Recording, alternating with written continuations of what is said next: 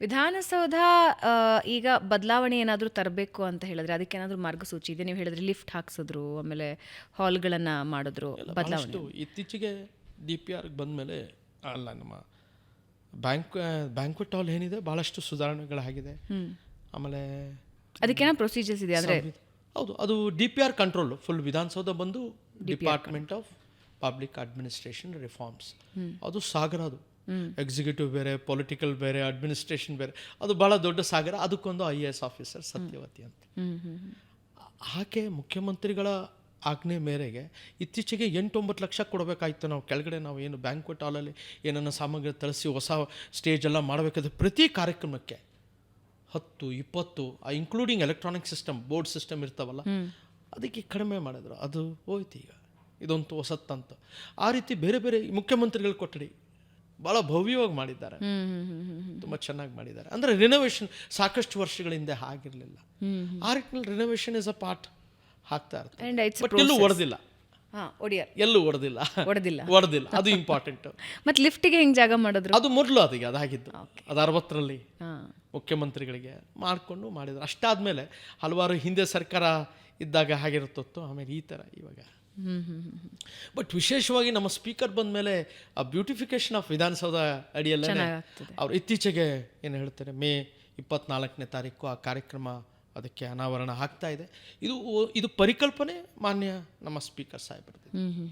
ಅಂದ್ರೆ ಜನಕ್ಕೆ ಕೆಂಗಲ್ ಹನುಮಂತನಿಗೆ ಆಶೆ ಇತ್ತು, ಇದು ಜನರ ಸೌಧ, ಪೀಪಲ್ಸ್ ಪ್ಯಾಲೇಸ್ ಇದು, ಅವ್ರು ಜನ ಬಂದು ನೋಡಿ ಹೋಗಬೇಕು.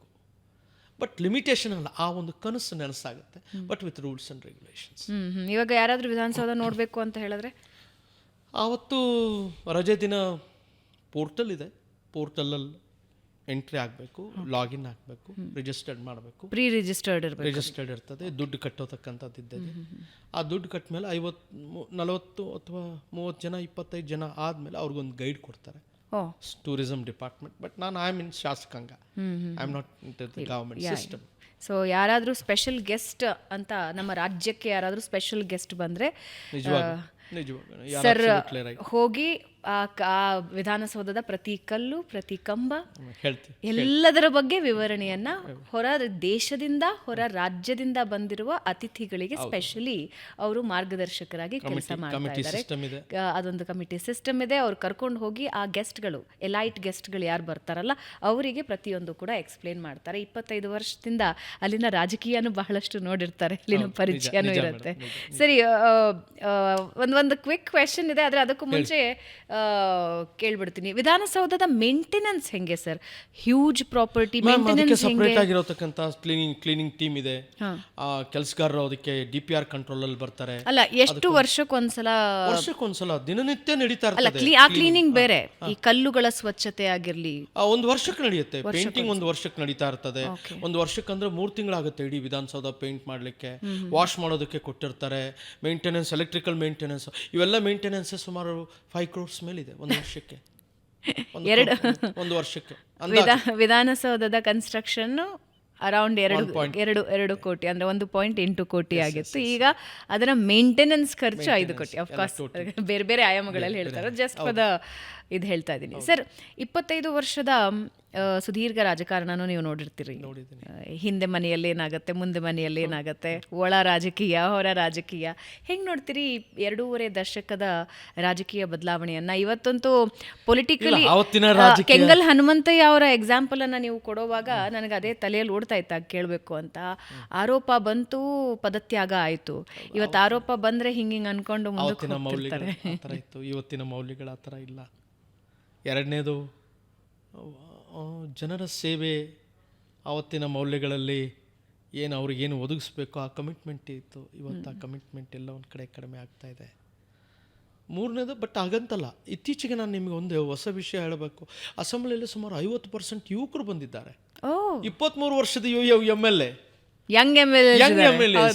ಯು ಸಿ ಆ ಝೀಲ್ ಏನಿದೆ, ಇವತ್ತಿನ ಕಾಲಕ್ಕೆ ನೀವು ವ್ಯಾಲ್ಯೂಸ್ ಇಲ್ಲದೆ ಇರ್ಬೋದು, but the speed of work amazing. ಹೆಂಗಾಗುತ್ತೆ? ಅಲೋಕೇಶನ್ ತಗೊಂತಾರೆ, CM ಹತ್ರ ಹೋಗ್ತಾರೆ, ನನ್ನ ಕಾನ್ಸ್ಟಿಂಗ್ ಇಷ್ಟು ಬೇಕು ಅಂತ ಅಲೋಕೇಶನ್ ತಗೊಂತಾರೆ. ಮಂಜುನಾಥ್ ಈ ಕಡೆ ಇರೋರೆಲ್ಲ ಈ ಇಂಡಿಪೆಂಡೆಂಟ್ ಎಮ್ ಎಲ್ ಎಸ್ ಇರ್ಬೋದು, ಅಥವಾ ಅವ್ರ ಕಡೆ ಕಾಂಗ್ರೆಸ್ನ ಎಮ್ ಎಲ್ ಎಸ್ಗಳಿರ್ಬೋದು, ಇವರೆಲ್ಲ ಹೋಗಿ ಅಲೋಕೇಶನ್ ಮುಖ್ಯಮಂತ್ರಿ ಅಂತ ತಮ್ಮ ಕಾನ್ಸ್ಟಿಟ್ಯೂನ್ಸಿ ಹೊಸದನ್ನು ಹಾಕ್ತಾ ಹೋಗ್ತಾ ಇರ್ತಾರೆ.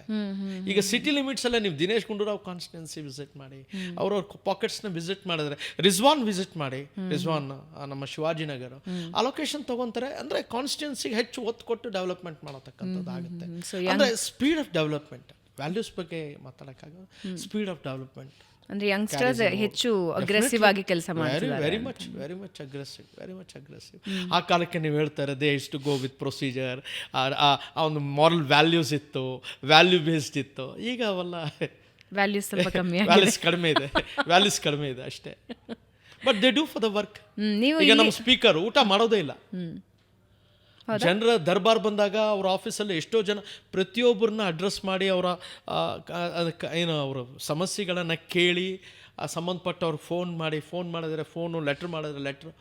ನಾನು ಇಂಥ ಸ್ಪೀಕರ್ ನೋಡಲೇ ಇಲ್ಲ. I was shocked. ಊಟ ಇಲ್ಲಪ್ಪ ಅಂತಂದರೆ 2 ಗಂಟೆ ಆಯಿತು, 3 ಗಂಟೆ ಆಯಿತು, ಊಟ ಇಲ್ಲ. ಬಟ್ ಅದೇ ಕಾಗೇರಿ ಸಾಹೇಬ್ರ ಹತ್ರ ವರ್ಕ್ ಮಾಡಿದಾಗ ಬೇರೆ ಇತ್ತು.